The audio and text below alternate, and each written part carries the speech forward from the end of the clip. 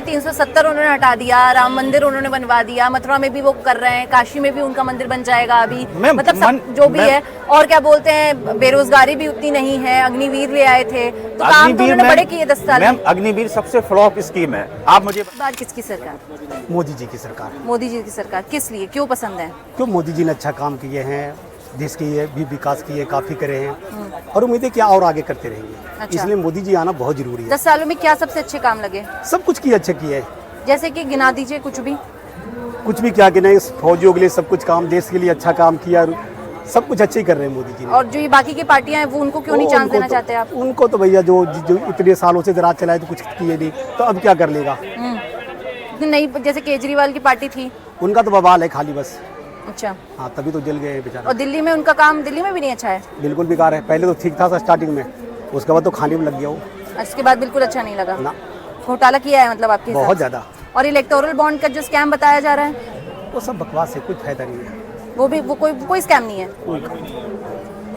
आप बताइए। परिवर्तन ही प्रकृति का नियम है और इस बार परिवर्तन होना ही चाहिए। इसलिए होना चाहिए क्योंकि मोदी जी ने जिस तरीके से इंफ्रास्ट्रक्चर, एजुकेशन, एम्प्लॉयमेंट, इन सबको नकार कर सिर्फ एक धर्म की राजनीति की जा रही है, वो जो है किसी भी देश के लिए, इवन इंडिया हो, अमेरिका हो, कहीं भी आप देखिए, सारी कंट्रीज में क्या है, कभी भी पॉलिटिक्स जो है रिलीजन के नाम पे नहीं की जाती है।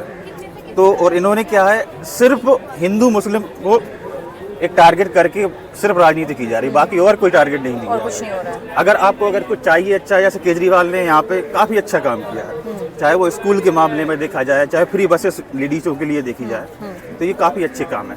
हाँ, मानता हूँ कि शायद कुछ गलती रही होगी शराब नीति घोटाले में, तो उसके लिए भी जांच की जानी चाहिए। हाँ। जो भी दोषी है उसको सजा दी जाए। सजा देनी चाहिए। हाँ। इलेक्टोरल बॉन्ड का जो स्कैम बताया जा रहा है, मैम, इलेक्टोरल बॉन्ड स्कैम को अगर देखा जाए तो ये बहुत बड़ा घोटाला है। जैसा कि आप जानते हैं, निर्मला सीतारमण जी के हस्बैंड जी हैं, उन्होंने कहा है कि आगे आने वाले हाँ, समय में ये बहुत सबसे बड़ा घोटाला, सबसे बड़ा घोटाला होगा।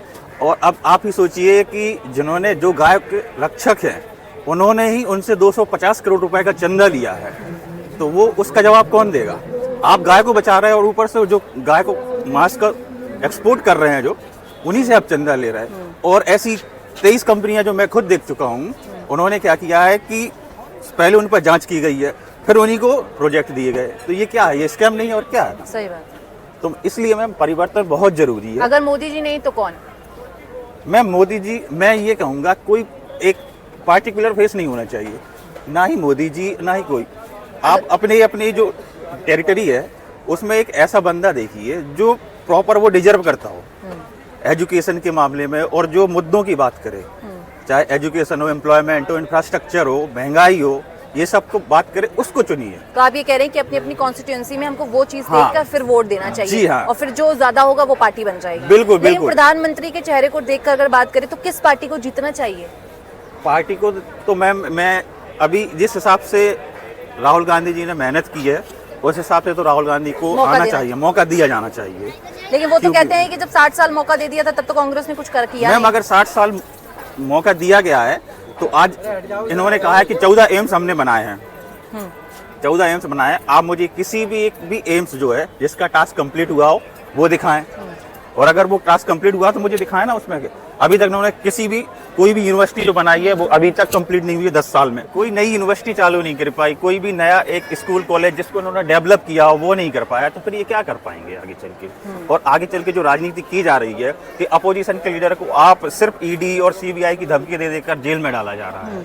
आप उनके पहले जांच कीजिए, प्रॉपर तथ्य उसके सामने रखिए, तब उसके बाद कार्रवाई की जाए, वो सही है। इवन अमेरिका ने भी हस्तक्षेप किया है कि केजरीवाल के मामले में, कि जो भी अगर डिसीजन है वो निष्पक्ष होनी चाहिए, जांच होनी चाहिए, और जो वास्तव में गुनहगार है उनको सजा देनी चाहिए। लोग तो कह रहे हैं 370 उन्होंने हटा दिया, राम मंदिर उन्होंने बनवा दिया, मथुरा में भी वो कर रहे हैं, काशी में भी उनका मंदिर बन जाएगा अभी, मतलब सब जो भी है। और क्या बोलते हैं, बेरोजगारी भी उतनी नहीं है, अग्निवीर ले आए थे, तो काम तो उन्होंने बड़े किए 10 साल में। अग्निवीर सबसे फ्लॉप स्कीम है। आप मुझे बताइए कि 17 साल का आपका भाई होगा और वो 23 साल की उम्र में रिटायर्ड हो जाएगा, ठीक है, वो क्या करेगा उसके बाद?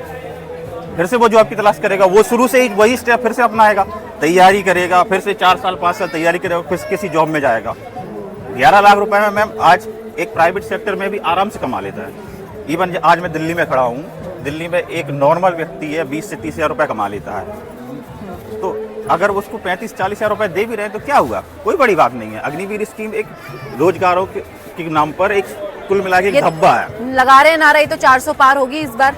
400 पार क्या मैम, 500 पार भी हो जाएगी वो तो, जहाँ गिनती हो रही है जितने वोट पड़े हैं उससे ज़्यादा निकल रहे हैं, वो कैसे निकल रहे हैं इसका भी तो बताया जाए। अभी नगीना मैटर को लेकर देखिए, हसदेव जंगल को देखिए, जो अभी छत्तीसगढ़ में हसदेव जंगल को काटा जा रहा है, जबकि आप ग्लोबल वार्मिंग को लेकर आप खुद ही समझ सकते हैं कि कितनी गर्मी कितनी हो रही है अभी से, और जंगल को काटेंगे तो फिर आगे चल के क्या होगा। अभी 40 पार जब टेम्परेचर होता है तो हम लोग एसी कूलर से बाहर नहीं निकलते हैं, जब पेड़ पौधे जंगल काटे जाएंगे फिर तो 50 पार हो जाएगा, फिर क्या होगा, और गरीब आदमी क्या करेगा। और 2014 के बाद से कह रहे हैं इंटरनेशनल लेवल में तो भारत की बहुत अच्छी स्थिति हो गई है, बहुत अच्छा नाम हो गया है। ग्लोबल हंगर इंडेक्स में भी हम नीचे आए हैं, रोजगारी में भी नीचे आए हैं हम, और भुखमरी के मामले में सबसे ज़्यादा यहाँ पे ही आए हैं, रेप केस के मामले में भी आगे पहुँचे हैं। और बताइए किसमें, जहाँ पे भी बात की जाती है तो फिर वो नकार दिए जाती है कि ये रिपोर्टें गलत है। फोर्ब्स ने भी गलत जारी की है, टाइम्स ऑफ इंडिया ने भी, सभी रिपोर्टर जो है पत्रिकाएं हैं सभी रिपोर्ट गलत चाहते हैं। मोदी जी जो ये अभी